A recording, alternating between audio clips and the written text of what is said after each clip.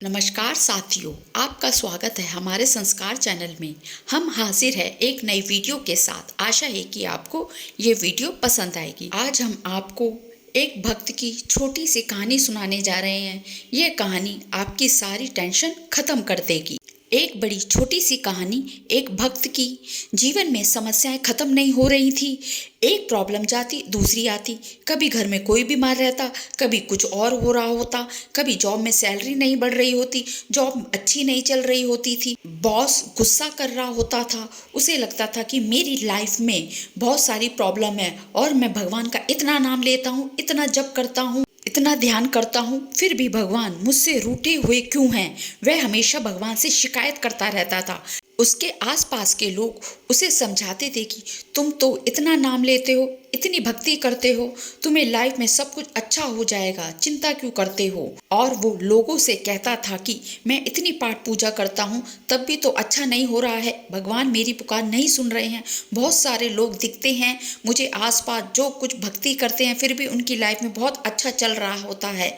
मेरा इतना नाम लेने का क्या फ़ायदा अगर मेरे जीवन से समस्याएं नहीं जा रही हैं। एक दिन उसकी जॉब चली गई, उसे नौकरी से निकाल दिया गया। शाम को वह घर पहुंचा तो भगवान के सामने आधे घंटे तक बैठा रहा, ध्यान किया, पूजा पाठ की, बोला कि आज आप स्वप्न में पधारिए और मुझे दर्शन दीजिए और मेरे से बात करिए, मुझे समझाइए और सिखाइए कि आगे का रास्ता क्या है।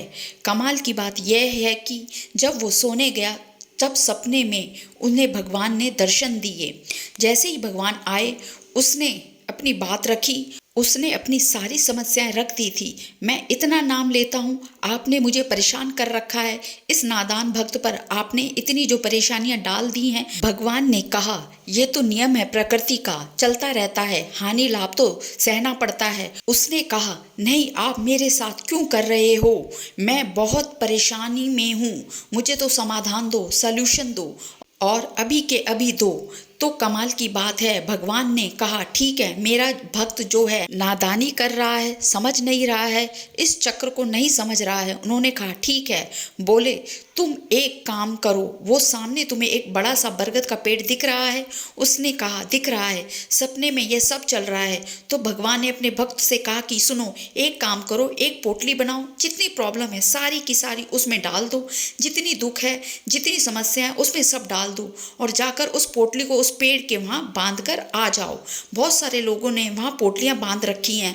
तुम जैसे ही वहाँ अपनी समस्या उस पोटली में रख के ले जाओगे, सारी की सारी गायब हो जाएंगी, हमेशा के लिए खुशियाँ मिल जाएंगी, वो प्रॉब्लम्स आएंगी ही नहीं। भक्त ने कहा क्या बात है, इससे बढ़िया तो हो ही नहीं सकता।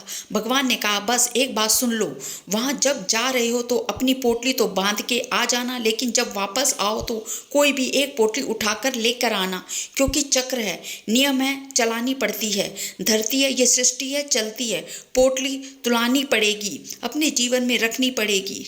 भक्त ने सोचा ठीक है, वो गया, जाकर के पोटली बांध दी, सारी समस्याएं वहाँ टांग करके आ गया। और जब आने लगा तो उसे ध्यान आया, भगवान ने कहा था कि नियम फॉलो करना, शर्त का ध्यान रखना। उसने सबसे छोटी वाली पोटली देखी और जैसे ही छोटी वाली पोटली के पास गया, उसे उठाने से पहले, उसे लेकर के आने से पहले उसके दिमाग में ख्याल आया कि कहीं कोई इसमें गंभीर बीमारी तो नहीं, कोई ऐसी बीमारी तो नहीं जो मुझे ही ले डूबेगी, मैं दुनिया छोड़ के चला जाऊंगा। दूसरी छोटी पोटली के पास में गया तो उसे ऐसा लगा कि इसमें कहीं कुछ ऐसा तो नहीं लिखा हुआ कि मेरे किसी अपने की डेथ हो जाए। और फिर वह तीसरी पोटली के पास में गया तो उसे ऐसा लगा कि इस पोटली में कहीं ऐसी बीमारी तो नहीं जो मेरे अपने को ही हो जाएगी और वह पूरे जीवन भर परेशान रहेगा, वो चिल्लाएगा। भगवान ने यह कौन सी शर्त दे दी है, मुझे समझ नहीं आ रहा कि कौन सी पोटली लूं और कौन सी नहीं। भगवान प्रकट और कहने लगे यह तो एक्सचेंज ऑफर है, तुम्हें लेना ही पड़ेगा, कोई भी एक छोटी पोटली लेके जरूर आना।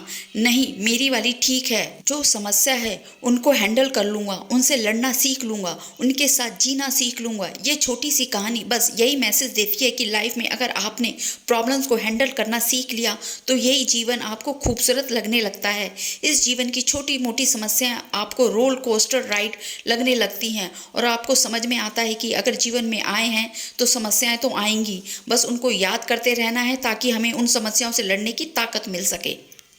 वीडियो अच्छी लगे तो लाइक करें, कमेंट में हर हर महादेव ज़रूर लिखें, चैनल को सब्सक्राइब करें।